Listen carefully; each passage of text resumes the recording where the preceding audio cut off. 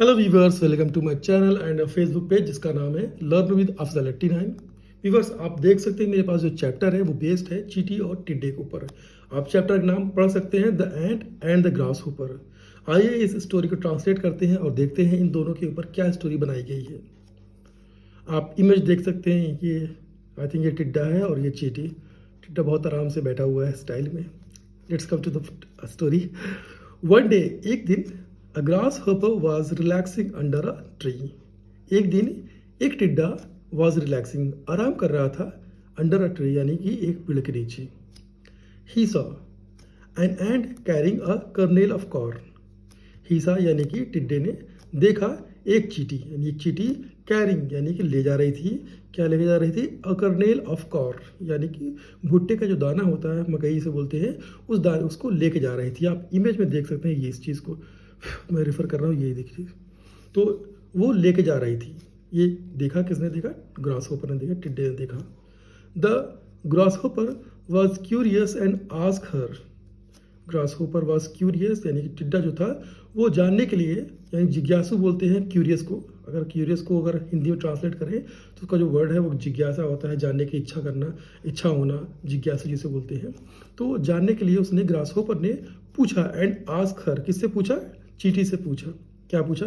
Y are you working all day, कि तुम सारा दिन क्यों काम करती? Why are you working all day, सारा दिन तुम क्यों काम करती हो?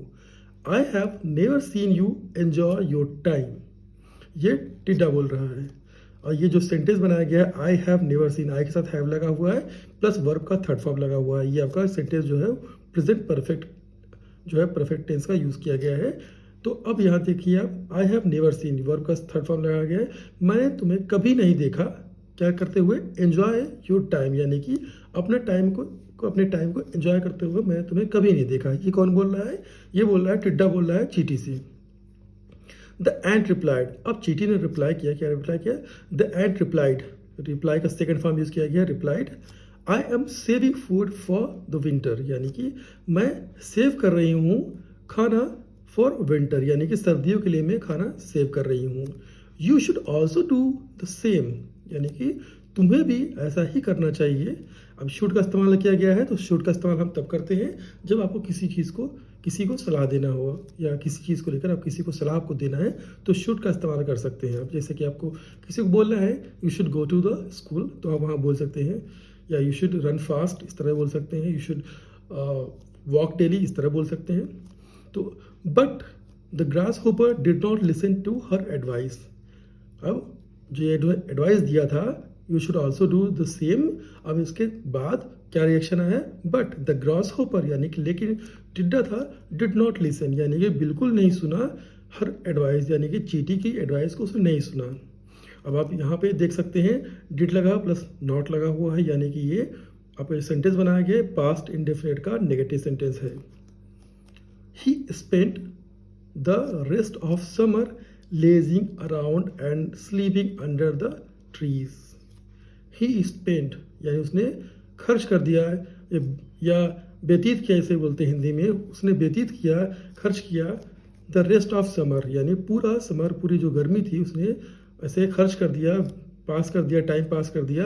कैसे पास किया? लेजिंग अराउंड, यानी कि बेकार घूमते हुए चारों तरफ, and sleeping under the trees, यानी कि सोते हुए, और लेजी यानी कि बेकार टहलते हुए, घूमते हुए, पूरी सर्दी, पूरी गर्मी जो उसने ऐसे खर्च कर दिया, व्यतीत कर दिया, पास कर दिया। ड्यूरिंग द विंटर, यानी कि दौरान, ड्यूरिंग का इस्तेमाल होता है दौरान, तो विंटर के दौरान यानी कि सर्दियों के दौरान, the grasshopper realised that he had nothing to eat, यानी कि अब सर्दियों में ग्रास होपर यानी टिड्डे को रियलाइज हुआ। रियलाइज का सेकंड फॉर्म यूज किया गया, रियलाइज्ड। अब ग्रास होपर को या टिड्डे को सर्दियों में रियलाइज हुआ कि, दैट का इस्तेमाल किया गया कि he had nothing to eat, कि उसके पास कुछ भी नहीं था खाने को, यानी उसके पास कुछ भी नहीं था। उसको महसूस हुआ कि अब उसके पास कुछ नहीं बचा है खाने को। ही सॉ, उसने देखा, the ends distributing the grains they had collected, यानी कि यही लगाया गया है, किसके लगाया गया है? ये ग्रास होपर लगाया गया है कि ग्रास होपर ने देखा चींटी को। क्या देखा? द एंड्स, यानी कि उसने देखा चींटी को डिस्ट्रीब्यूटिंग, यानी कि बांटते हुए देखा। टिड्डे ने चींटी को बांटते हुए देखा। क्या बांटते हुए देखा? द ग्रेन्स, यानी कि जो दाने थे, जो एक अनाज था जो उसने खाना इकट्ठा कर रखा था, वो बांटते हुए देखा। दे हैड कलेक्टेड, यानी जो उसने इकट्ठा कर रखा था, जो भी उसका था। आप ये इसकी बात खाने की मकई के जो कर्नेल है उसकी बात करें, या जो भी उसने अनाज इकट्ठा कर रखा था उसे बांटते हुए देखा।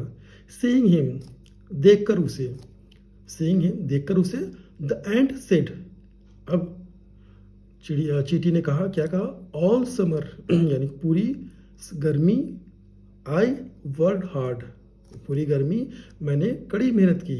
आई वर्क का सेकंड फॉर्म यूज किया गया, वर्क हार्ड, कड़ी मेहनत की। And you laughed at me, और तुम हंसे, एट मी यानी मेरे ऊपर तुम हंसे। Now my tummy is full, tummy का इस्तेमाल होता है पेट के लिए, तो माई टमी, नाउ यानी अब, मेरा पेट, is full, now my tummy is full, यानी मेरा पेट भरा है। एंड यू आर हंग्री, और तुम भूखे हो। The grass hopper put his head down and walked away, यानी ये जब बातें उन्होंने बोली चींटी ने कि पूरे समर, पूरी गर्मी, आई वर्क हार्ड, मैंने कड़ी मेहनत की, और यू लाफ्ड एट मी, और तुम हंसे थे, या मेरे ऊपर मुझको देख हंसे थे। नाउ अब, my tummy is full, now यानी कि मेरा पेट भरा है, और यू आर हंग्री, और तुम भूखे हो।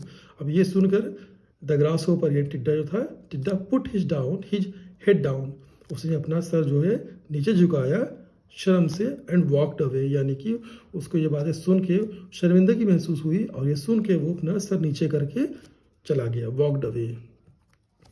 तो ये छोटी सी स्टोरी थी, और आई होप कि आपको अच्छी लगी होगी। और अगर आपको ये स्टोरी अच्छी लगी तो प्लीज़ लाइक करिए, सब्सक्राइब करिए, और अपना ख्याल रखिए। मैं आपसे मिलता हूँ नेक्स्ट वीडियो में, तब तक के लिए बाय बाय।